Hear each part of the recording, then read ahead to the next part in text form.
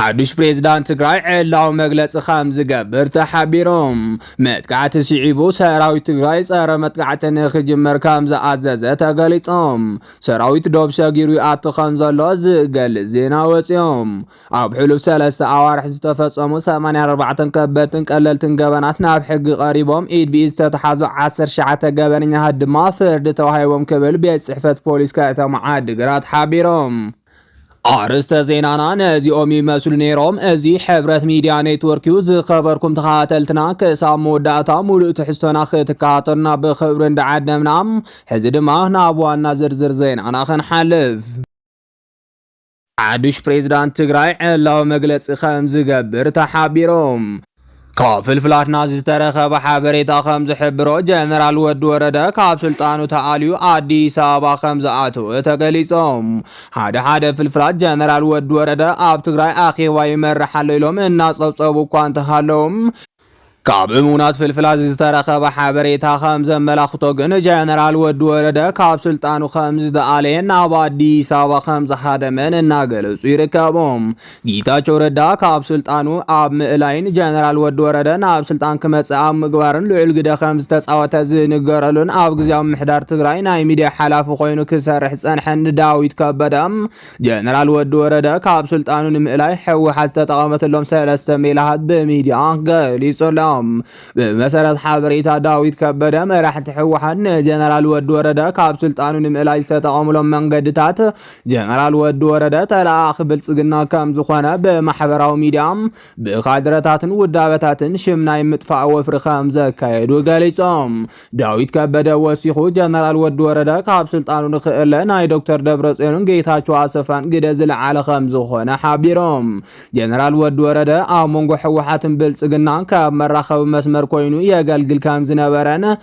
እቲ ገመድ ሙሉእ ብሙሉእ ከም ዝበተኸን እናተገለጸ ይርከብ ይኹን እምበር መራሕቲ ሕወሓት ውዕል ፕሪቶሪያ ፈሪስዮ ስለዚ ቅድሚ ኩናት ናብ ዝነበረ ምምሕዳርና ንመለስ ዝብል መርገጽ ከም ዝሓዙ ተፈሊጦም ነሲዒቡ ድማ ዶክተር ደብረጽዮን ፕሬዝዳንት ትግራይ ንክኸውን ስራሕቲ ከም ዝተወደአ ተሓቢሮም ዶክተር ደብረጽዮን ብወገኑ ትግራይ ካብ ዘላቶ ኩነታት ንኽትወፅእ ክገብርም ናይ መወዳእታ ዕድል ይወሃበ በኒሉ ምሕጸንታ ይቀርብ ከም ዘሎ ተገሊጾም ነዚ ሲዒቡ ድማ ዶክተር ደብረጽዮን ወሰንቲ ዝበሃሉ ኣመራርሓ ሰራዊት ትግራይ ኣብ ምእማን ከም ዝርከብ ካብ ወተሃደራዊ ፍልፍላትና ዝተረኸበ ሓበሬታ የረድም ኣብዚ ጉዳይ ሓሳቦም ዝሃቡ ምሁራት ድማ ዶክተር ደብረጽዮን ዳግማይ ፕሬዝዳንት ትግራይ ዝኸውን ዘሎም ትግራይ ካልእ ዝሓሸ መራሒ ስለ ዘይብላ ድዩ ዝብል ሕቶ ናይ ብዙሓት ሕቶ ከም ዝኾነ ተፈሊጦም መጥቃዕቲ ሲዒቡ ሰራዊት ትግራይ ጸረ መጥቃዕቲ ንኽጅምር ከም ዝኣዘዘ ተሓቢሮም ካብ ትግራይ ዝተረኸበ ሓበሬታ ከም ዝገልጾ ኣብ ዝተፈላለዩ ከባቢታት ትግራይ ዘሎ ኩነታት ከቢድ ከም ዝኾነን በትሕዝ ዘለዎ ኩነታት ከም ዘይቕጽልን ተገሊጾም ደቡብ ትግራይ ብናሃፍቱ ኪሮስ ዝምራሕ ነባር ምምሕዳር ክፈርስ እንተገበረ ብሓድሽ ኣመራርሓ እንተተተክአን እኳም ህዝቢ ደቡብ ትግራይ ግን ፈተናታት የጋጥሞ ከም ዘሎ ተፈሊጦም ኣብ ደቡብ ትግራይ ሰላም ሓይሊ ትግራይ እናተባሃለ ዝጽዋዕ ሓይሊ ህዝቢ ደቡብ ትግራይ ኣብ ምድንጋጽ ከም ዝርከብ ዝረኸብናዮ ሓበሬታ የረድም ብመሰረት እቲ ዝተረኸበ ሓበሬታ እቲ ዓማጺ ሓይሊ ብዝፍጽሞም ዘሎ ናይ ቦምቢ ፍንዳታታት ህዝቢ ይድንገጽን ይርበሽን ከም ዘሎ ተፈሊጦም መራሒ ደቡብ ግንባር ዝኾነ ጀነራል ጆን መዲድ ኣብ ልዕሊ እቲ ዓማጺ ሓይሊ ብዝወስዶ ዘሎ ስጉምቲ እቲ ሓይሊ ተዳኺሙን ሃዲሙን እዩ እንተተባሃለ እኳም እቲ ዓማጺ ሓይሊ ግን ኣብ ማእኸል ደቡብ ትግራይ ውን እናኣተወ ናይ ሽብር ስራሕቲ ይሰርሕ ከም ዘሎ ተሓቢሮም ነሲዒቡ ድማ ሰራዊት ትግራይ ተመጣጣናይ ስጉምቲ ንኽወስድ ብዝተኣዘዞ መሰረት ኣብ ግዛት ዓፋር ኣትዩ ብዝወሰደ ስጉምቲ እቲ ዓማጺ ሓይሊ ተበታቲኑ ከም ዝሃደመ ዝረኸብናዮ ሓበሬታ የረድም ዓማጺ ሓይሊ ትግራይ ነፃ ምውፃእ ብዝብል ሽፋን ተልእኾ ብልጽግና ኦሮሞ ንምዕዋት ዝቃልስ ሓይሊ ከም ዝኾነ ብዙሓት ምሁራት እናገለጹ ይርከቦም እቶም ምሁራት ከም ምኽንያት ዘቕረብዎ ድማ እዚ ዓማጺ ሓይሊ ትግራይ ቀረብ ምግብን ቀረብ ዕጥቅን ዝረክብ ካብ ብልጽግና ስለ ዝኾነ ብልጽግና ንህዝቢ ትግራይ ሓልዩ ዘድልዮ ሓይሊ ክኸውን ኣይኽእልን ክብሉ ይገልጾም ስለዚ ድማ ብልጽግና ነቲ ዓማጽ ሓይሊ ትግራይ ክምስረት ዝገበረን ብኣጽዋርን ካልኦት ቀረባትን ዝሕግዞ ዘሎን ንረብሓ ህዝቢ ትግራይ ኢሉ ዝኣምን ትግራዋይ የዋሃዩ ክብሉ ወሲኾም ሓቢሮም። እዚ ከምዚ ኢሉ እናሃለወ ትግራይ ኣጋጢምዋ ዘሎ ኩነታት ብልጽግና ዝወስዶም ዘሎ ስጉምታትን ገምጊሙ ኣንፈት ንምቕማጥን ውሳነታት ንምምሕልላፍን ካብ ላዕሊ ክሳብ ታሕቲ ዘሎ ኣመራርሓ ሕወሓት ኣብ ኣኼባ ከም ዝርከብ ተፈሊጦም። ካብ ፍልፍላትና ዝተረኸበ ሓበሬታ ከም ዝሕብሮ ማእኸላይ ኮሚቴ ሕወሓት ኣብ እዋናዊ ኩነታት ተዛትዩ ውሳነታት ዘሕለፈ እንትኸውን ሕዚ ድማ እቲ ብማእኸላይ ኮሚቴ ሕወሓት ዝተመሓላለፈ ውሳነ ካብ ወረዳ ክሳብ ክልል ዘሎ ኣመራርሓ ሕወሓት ተዛትዩ ውሳነታት ከም ዘመሓላልፍ ተገሊጾም። ስለዚ ድማ እቲ ሕዚ ዝካየድ ዘሎ ኣኼባ ሕወሓት ወሳናይ ናይ ህዝቢ ትግራይ ዕድል ዝውስንን ከም ዝኾነ ካብ መቐለ ዝተረኸበ ሓበሬታ የረድም።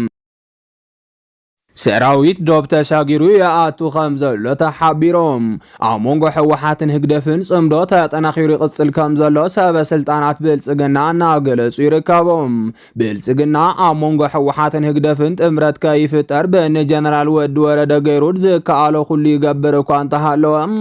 እቲ ጽምዶ ግን ተጠናኺሩ ይቕጽል ከም ዘሎ እናተገለጸ ይርከብ። ጀነራል ወዲ ወረደ ኣብ ኣኽሱም ተሓሲቡ ዝነበረ ጽምዶ ክፍሽል ከም ዝገበሮ ፍልፍላት ዝሓበሩ እንትኾኖም ካብ ኣመራርሓ ሕወሓት ግን ከቢድ መጠንቀቕታ ከም ዝበጽሖን ኣብ ስልጣኑ ከም ዘይቕጽልን ሽዑ ከም ዝተነገሮም ፍልፍላት ይገልጾም። ወዲ ወረደ ኣብ ኣኽሱም ክፍሽል ዝገበሮ ጽምዶ ሃይማኖታዊ ጽምዶ ከም ዝኾነ ተገሊጾም።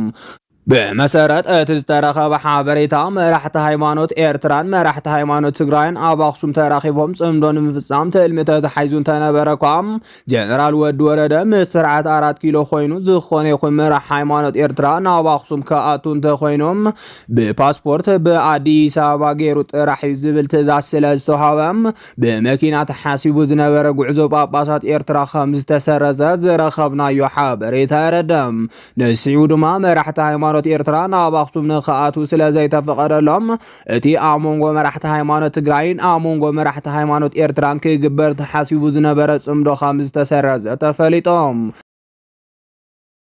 يخون امبر صمدو حوحاتن هگدفن گن تطناخيري قصل كام زلون بلصقنا ون اب كبيت چنقات كام زلون انت حابيروم ازي كام زيرونا حالو حزز ترخه حبريتا خم زحبروم سراويت دوب تغيرو يا اتو خم زلو تغليصوم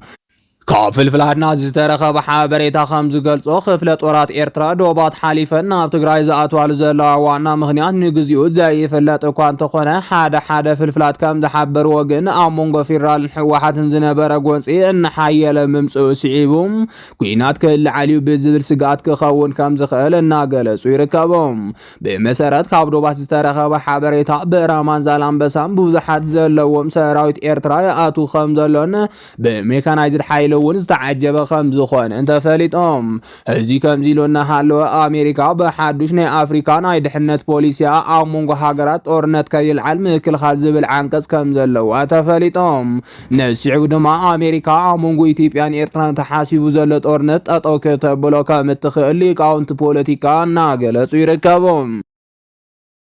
عب حلوف 3 أوارح استفصموا 84 كبرتن قللتن قبنات ناب حق قريبهم إيد بإيد ستحازو 10 شعات قبرنيا الدما فرد توهيوهم كبل بيت صحفة بوليس كاتم عاد قرات حابيروم عب قدام يربع عامت كل تشحن 10 شمونتن عامت مرات عب كاتم عاد قرات 84 كبرتن قللتن قبنات كم استفصموا بيت صحفة بوليس كاتم عاد قرات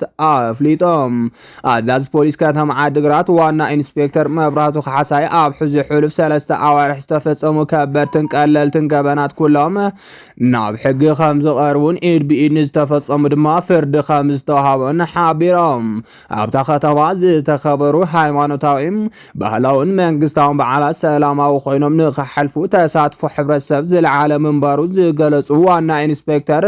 በብብርኩ ዘለው ዝተፈላለዩ ውዳበታት ማሕበረሰብ ፎረም ውዳበ ማሕበራት አሽከርከርቲ ባጃጅን ካልኦትን ኣብ ዝተሳለጠሉ መድረኻት ኣብ ገበን ተሳተፉ ጡርጡራትን ተሽከርከርትን ናይ ምቅላዕ ተግባር ከም ዝፈጸሙ ኣረዲኦም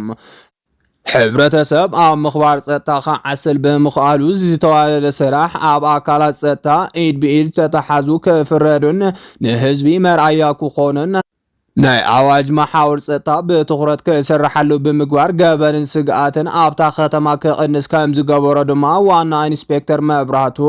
ገንዚቦም ኣብዚ ሕዚ እዋን ነጋዳይ ብምምስሳል ሓደጋ ዝበፅሖም ብምምሳል ዝሓሸን ሕሳርን ንብረት ዝሓዙ ብምምሳልን ንናይ ሓሶት መልእኽቲ ናብ ሞባይልካ ብምልኣኽን ዝግበር ምትልላላት ኣብታ ከተማ ይርአ ምህላው ዝሓበሩ ኢንስፔክተር ሕብረተሰብ ካብ ከምዚ ዓይነት ምጭብርባራት ዓርሱ ክሕሉ መልእኽቶ አመሓላሊፎም ክብል ጉዳያት ኮሙኒኬሽን ተኸተማ ሓቢሮም ነዚ ሰዓት ዝበልናዮም ዜናታት ነዚኦም ይመስሉ ነይሮም ንምክትታልኩም ነመስግን